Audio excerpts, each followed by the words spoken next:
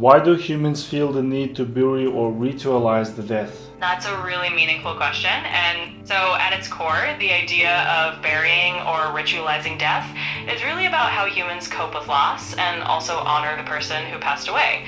In a very concrete sense, it's a way of giving closure and creating a respectful farewell.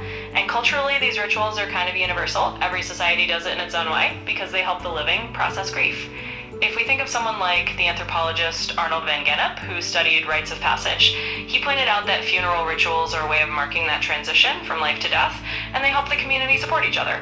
So basically, it's part emotional need, part cultural tradition, and it's a very human way of finding meaning in something as tough as death. Let me know if you want to dive into that any deeper. Yes, does burial help the living cope, or is it a form of denial? Yeah, that's a really thoughtful angle. In many ways, burial or any kind of death ritual can definitely help the living cope. It gives people a chance to say goodbye, share their grief with others, and find some sense of closure. In that sense, it's a very human way of acknowledging loss rather than denying it. Of course, there can be all kinds of personal nuances. For some people, certain rituals might feel like a way of holding on rather than letting go, and that can be a more complicated emotional experience.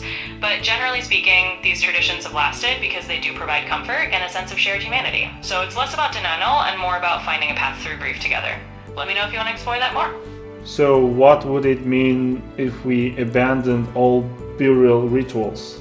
Yeah, that's a really interesting thought experiment. If we imagine a world where we just completely let go of all burial rituals or any kind of death rituals, I think it would really reshape how we process grief. For some people, it might feel liberating, like you'd have total freedom to handle loss in your own personal way without any formal expectations. But on the flip side, we'd probably lose that sense of collective support and those shared rituals that help people feel less alone. So it could mean a more individualistic approach to grief, which might be fine for some folks, but it might also leave others feeling a little lost. Overall, those rituals have stuck around for a reason. They give us a shared language for something really hard to talk about, but it's definitely an interesting idea to think about how differently we'd handle loss if we didn't have any of those customs.